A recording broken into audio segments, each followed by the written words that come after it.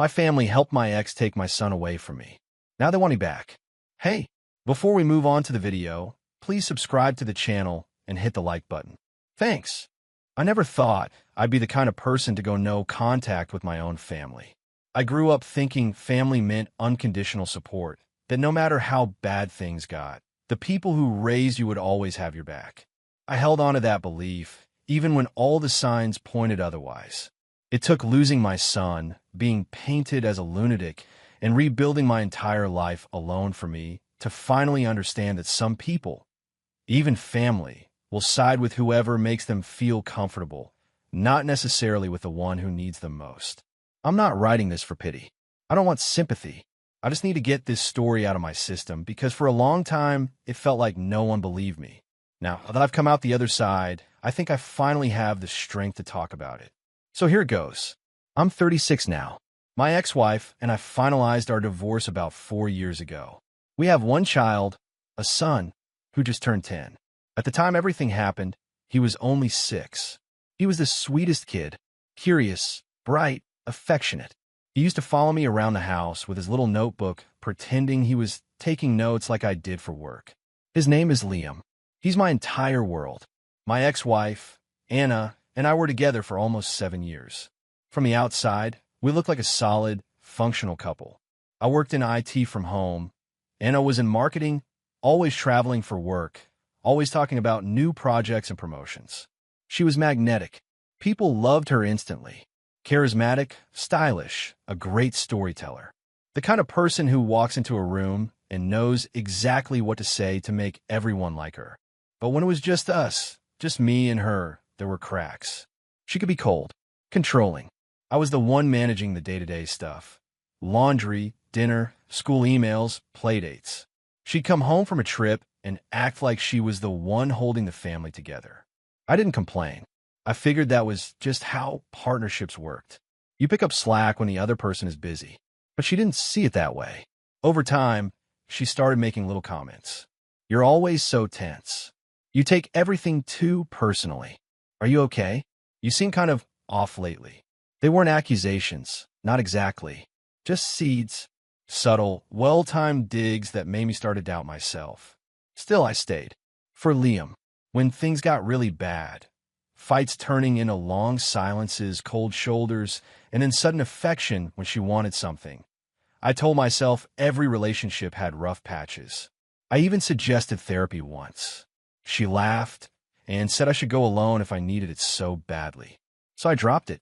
What finally broke us was a trip she took to Chicago. I found out later she wasn't there for work. She was with someone else. I never got all the details, and at this point, I don't care to. What matters is, I confronted her when I found texts on our shared iPad. She didn't even try to deny it. Just told me we'd grown apart, and that maybe separating would be best for all of us, including Liam. At first, I agreed. We weren't happy. Maybe a clean break would be healthier for our son. We talked about 50-50 custody, about doing this the mature way. I actually believed her when she said we'd figure things out amicably. That's when everything changed. We started the custody conversation with emails and a mediator. At first, things felt civil. I was trying to be calm and level-headed. I wanted to believe Anna wasn't the type to use our son as a pawn. But behind the scenes, she was preparing a completely different narrative. Well, I didn't even see coming until it was too late. A week after we'd agreed on splitting time evenly, I got a letter from her attorney. Not a mediator, an attorney. It said Anna would be seeking primary custody, citing concerns about my emotional stability and my ability to provide a safe, structured environment. I thought it was a mistake, a misunderstanding. I called her immediately, confused and furious. She didn't answer. She texted back, "You're not well, and this is exactly why I'm doing this." That's when the ground under me cracked. She had told everyone I was unstable. She claimed I was showing paranoid tendencies, inappropriate emotional reactions, and had unresolved anger issues. She brought up a single panic attack I had during a stressful week months before and blew it up like I was dangerous. She had receipts too, doctored, taken out of context, but enough to look convincing. She screenshotted texts where I vented late at night about feeling alone, exhausted, like I couldn't do it anymore. I thought I was talking to my wife. She saved it as evidence. What broke me more than anything wasn't what she did. It was what my family did. I went to my parents looking for support. I laid it all out, told them about the affair, the manipulation, the lawyer. I expected anger, confusion, something. What I got was a hesitant silence. And then, she always did seem more stable than you. My mom said that, like she was trying to soften the blow. My dad added, maybe this is a good time to get yourself some help. You know? Work on things. As if I had done something wrong. I begged them to listen. To remember all the times I called them when I was taking care of Liam while Anna was gone for days. The nights I didn't sleep because Liam had a fever and Anna was in another city. The time they came over and saw me folding laundry while rocking him to sleep in a carrier. They nodded, smiled in that quiet, uncomfortable way people do when they've already made up their minds. I felt like I was going insane. Like I had stepped into a parallel universe where everything I had done for my family was invisible, overwritten by Anna's performance. Because she was charming. She brought wine when she visited. She laughed at their jokes. She looked like the sane one. My sister was even worse. She and Anna had always been friendly, but I didn't know how deep it went. Turns out Anna had called her, told her I was showing signs of breakdown, and my sister believed her. She told me, point blank, you can be a lot sometimes. It's not crazy to think Liam might be better off with someone more emotionally balanced. She even gave Anna a character reference letter for the custody case. Let that sink in. My own sister testified in court that I was too unstable to care for my son, based on nothing but hearsay and bias. By the time the court date arrived, I had a lawyer, but it was too late. Anna's legal team was polished and aggressive. They brought up cherry-picked texts, exaggerated stories, and statements from concerned family members. They made me out to be an emotionally erratic man on the verge of collapse. I wasn't granted joint custody. I got supervised visitation every other weekend and one phone call per week. When I left the courthouse that day, I sat in my car for over an hour. I couldn't drive. I couldn't even cry. I just stared through the windshield, completely hollow. I had lost my son, and my family helped it happen. And they weren't even ashamed. A week later, I saw a Facebook post from my mom. So proud of Anna for being such a strong mother through all this. Liam is lucky to have you. There was a photo of Liam smiling in a backyard, my backyard, where I used to play with him every Saturday. And standing beside him was my mother, my sister, and Anna. Like I never existed. Like I was a problem they'd already solved. For the first time in my life, I understood what it meant to feel invisible. Not metaphorically, actually invisible. Like I'd been quietly erased from my own life. Everyone moved on like I was never there. I didn't get updates about Liam. No one called to check in. My family acted like I had become a footnote. The worst part? I didn't have the energy to fight it. Not then. After the court ruling, I spiraled. I barely left my apartment. I started missing work. I couldn't focus. My apartment got disgusting. Dishes stacked up, mail piled unopened. I lived off cereal and boxed pasta. On the nights I didn't cry myself to sleep, I sat in bed staring at the wall for hours. I didn't tell anyone how bad it got. What was the point? The people I should have called had already shown me whose side they were on. They had helped take my son from me, and they thought they were being reasonable. That fall I got laid off. I missed a big deadline and showed up late to too many Zoom meetings. My boss gave me a generous severance considering the circumstances, but I didn't care. I didn't even feel ashamed. I felt numb. Visitation weekends with Liam were the only thing keeping me afloat. And even those were brutal. He was cold with me at first. Quiet. Withdrawn. He didn't want to talk. He called Anna's new boyfriend Dad by accident once and then clammed up, clearly afraid he'd done something wrong. That nearly broke me. I never yelled. I never guilt-tripped him. I just told him I loved him and that I was happy to see him. But he looked at me like I was some weird, distant uncle, someone he used to know, someone his mom didn't like, so he wasn't sure he was allowed to like either. Every Sunday evening, I'd drop him off and go home to silence. The next day, my mom might post another picture with Anna and Liam, hashtagging it #FamilyFirst. My sister commented things like, "So proud of you, Anna." I unfollowed them all. I didn't block them, though. I don't know why. Maybe I wanted to keep punishing myself. Thanksgiving came. No invite. Christmas came. No invite. They had a full tree, gifts, matching sweaters, and Liam standing between my mom and Anna like he'd been adopted by a new version of my family. I spent Christmas Eve alone, eating takeout in front of a muted TV, wondering if my son had asked about me, wondering if he'd been told I didn't want to be there. There was one moment that winter that scared me, really scared me. I was driving home after a visitation and saw Liam wave at me from Anna's porch. He looked happy, genuinely happy. And for a second, I had this awful split-second thought. Maybe he really is better off without me. I pulled over and just sobbed into the steering wheel. That night, I made myself a promise. If I couldn't have Liam back right away, I would at least get me back. Because if I didn't, I was going to disappear completely. I didn't have some dramatic turning point. There was no life-changing epiphany, no rousing speech in a mirror. Just a quiet morning in February when I realized I couldn't live like a ghost anymore. I was either going to keep slowly disappearing or I was going to fight my way back. I chose to fight. The first step was small. I showered. I did my laundry. I cleared off the dishes that had been molding in the sink for longer than I cared to admit. The second step was harder. I applied for jobs. My resume was a mess, but I updated it. I was honest about the employment gap. Said I'd taken time off for personal and family issues. I got a few interviews, and after a month, I landed a remote IT support job with decent pay and full benefits. It wasn't glamorous, but it was mine. I started therapy next. Not because I thought I was broken, but because I wanted tools. Tools to survive, to process, to stay sane while everyone else had labeled me otherwise. My therapist, James, didn't treat me like a project. He listened. He helped me sort through the chaos.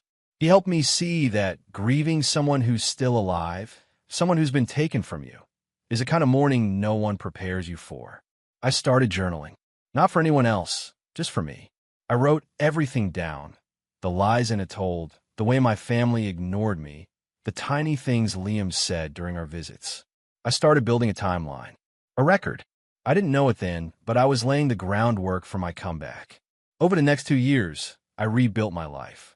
Not dramatically, not with Instagram milestones or flashy announcements. Just quiet progress. I moved to a better apartment in a quieter part of town, closer to Liam's school. I took extra shifts when I could, built savings, paid off old debts. Liam was still distant at first. He didn't open up easily, but he was starting to look at me again, really look. And sometimes he'd smile. I never pushed him. I never said a single bad thing about Anna in front of him. Even though it burned me alive every time he told me about her new boyfriend, the cool one who takes him to soccer practice. But I listened. I showed up. I kept track of everything. He once mentioned he didn't like when mom's boyfriend yells, then clammed up quickly like he wasn't supposed to say it. Another time, he said Anna was usually tired and on her phone all night. The kind of comments that sound harmless to outsiders, but they stuck with me.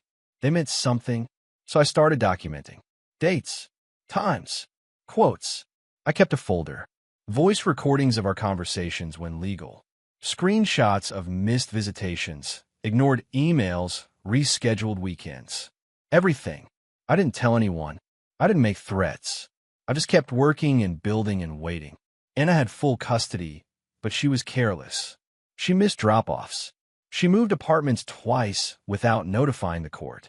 She brought Liam late to school more than 20 times in one semester. And then, last spring, I got the call that cracked the door wide open.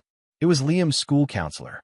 She said Liam had mentioned feeling stressed at home, and that he'd asked if he could stay with Dad more, because it's quieter there. I kept it together on the phone. But after I hung up, I felt something I hadn't felt in years. I felt hope. When the school counselor called me, I didn't jump into action right away. I'd learned my lesson about being too reactive. That's how they painted me the first time. Unstable, emotional, too intense. So I waited. I gathered more. Over the next few months, I became meticulous. Every missed drop-off went in the log. Every time Liam mentioned being left alone with Anna's boyfriend while she ran errands got written down. Every late-night call that Liam didn't answer. Every vague excuse from Anna about why our weekends had to be rescheduled last minute. I kept a record of it all, not just to win a case, but because I was finally starting to feel sane again. I had the truth, And this time, I wasn't letting anyone twist it. My therapist helped me write a statement. Clear, calm, factual. Not angry. Not bitter. Just honest. Then I found a new lawyer. Not the budget guy I hired last time.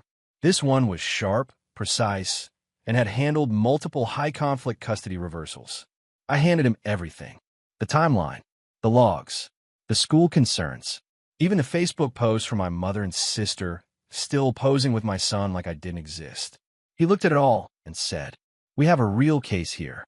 That was the first night I slept through till morning in over 3 years. We filed a motion for modification of custody, citing new evidence of neglect and emotional instability in the current custodial household. The school's report helped. My consistent visitation record helped. So did my improved mental health status and full-time employment. Anna didn't see it coming. She showed up in court like it was still 2019, calm, confident, with that same smug smile she used to have during our mediation. But this time, I was the one prepared. My lawyer laid it all out. We weren't asking for revenge, just for a fair reevaluation. We showed her pattern of negligence, her interference with visitations, and the documented concerns from Liam's school. I didn't even look at her while we spoke. I looked at the judge. When it was Anna's turn, she stumbled. She hadn't brought anything new. She tried to recycle old claims, that I was too intense, that I made things up, that Liam was just being a kid when he said he was stressed. The judge wasn't buying it. The hearing lasted 2 days. When it was over, the judge granted us a temporary adjustment to 50-50 custody, pending a follow-up review in 6 months. I didn't cry in the courtroom. I waited until I got to my car. Then I sat in the driver's seat and shook, not from sadness, but from relief. I had fought through 3 years of isolation, grief, humiliation, and betrayal. And finally, someone had listened. Liam was quiet the first week we split time evenly. I didn't push. I just made his favorite dinners, left board games out, gave him space. One night, I found a little drawing on my desk, a stick figure of him and me holding hands with the words "Dad time," smiley face written in crayon. That paper is still on my fridge. It didn't take long. The moment my custody agreement shifted, it was like someone flipped a switch in my family's memory. Suddenly, I wasn't unstable anymore. I wasn't too intense or not the best fit to be a father. Now I was resilient, brave, such a good dad, always putting Liam first. The hypocrisy would have been funny if it wasn't so insulting. The first one to reach out was my sister. She texted me the day after the new custody agreement went into effect. Not a call, just a short, chirpy message. "Hey, just heard the news, congrats. Would love to come by and see Liam sometime." Like she hadn't written a court statement calling me emotionally unstable. Like she hadn't stood by Anna's side while my life fell apart. I didn't answer. A few days later, my mom called. I let it go to voicemail. She left a message saying she wanted to talk and was proud of how I turned things around. Turned things around? She was there when it all unraveled, and she didn't lift a finger.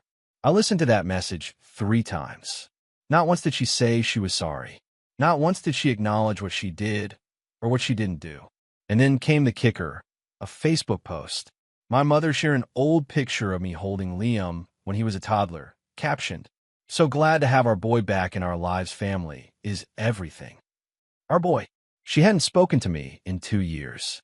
She'd spent every holiday with Anna and Liam, treating my son like he was part of a new, improved family, one that didn't include me.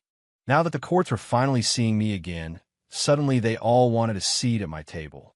Even Anna's little fan club of friends started pulling back. People who had unfriended me online or left snide comments were now liking my posts again.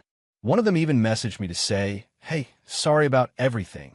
Glad you and Liam are doing better." Like they hadn't piled on when I was already buried. The part that hurt the most wasn't their betrayal. I'd grieved that already. What hurt was how convenient their love became the second I wasn't losing anymore. I didn't scream at them. I didn't send angry texts. I didn't go on Facebook rants. I just stayed quiet. I kept spending time with Liam. I took him to the park, helped him with homework, introduced him to my favorite childhood movies. He laughed more now. He asked me real questions again. He let himself fall asleep on the couch during movie night without feeling like he had to stay awake until drop-off. He was relaxing around me. That's all I needed. My mother tried again in person about a month later. She showed up at my door with banana bread and a smile like nothing had happened. I opened the door, looked at her, and didn't say a word. She tried to hug me. I stepped back. "You're not welcome here," I said calmly. She blinked like I just slapped her. "I'm your mother," she said, like it was a magic word that undid the last 3 years. "And when I needed you most," I said, "you chose the woman who cheated on me and lied to the courts over your own son." She said she was sorry, that she didn't know what to believe, that she just wanted peace in the family. I told her, peace is not the same thing as pretending nothing happened. Then I closed the door. I didn't slam it. I just closed it, slowly, quietly, like ending a chapter. People love a comeback story. They love redemption. They love it when things get tied up in a neat little bow. Hugs, apologies, lessons learned. But real life isn't like that.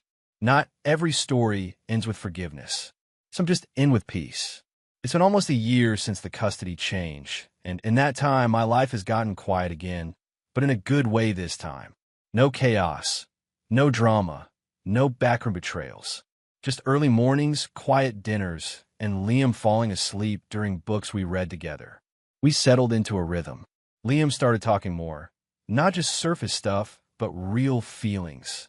He told me he used to think the separation was his fault, that he thought I left because I didn't want to fight anymore. That's what Anna told him. She said I was tired of parenting. I didn't badmouth her even then. I just told him the truth. I never stopped wanting to be your dad. I just had to fight really hard to prove it. He cried in my arms that night. So did I. We talk about everything now: school, girls, video games, the weird questions that come into an 11-year-old's head. He doesn't flinch anymore when I pick him up. He runs to the car. He brags about me to his friends. He tells his teachers that I helped him become really good at math. That's what I fought for. Not revenge, not control, just that, to be his dad again. Fully, unapologetically. As for Anna, she didn't fight the 50-50 arrangement once it was in place. I think she saw the writing on the wall, the evidence, the school reports, the slow erosion of the narrative she'd built. She's civil now. Cold, but civil. She lost her little echo chamber. My family doesn't post about her anymore. She's just Liam's mom again, not the heroine of some false martyr story. My mother still sends cards. Birthday once. Thinking of you once. She's careful not to push too hard. She's waiting for me to break the silence, to finally forgive her. But I don't need to.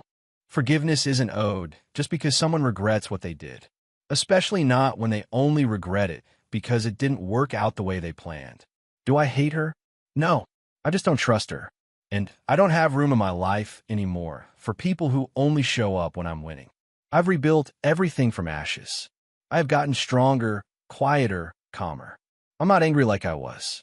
I'm not broken anymore. But I remember. I remember who let me drown.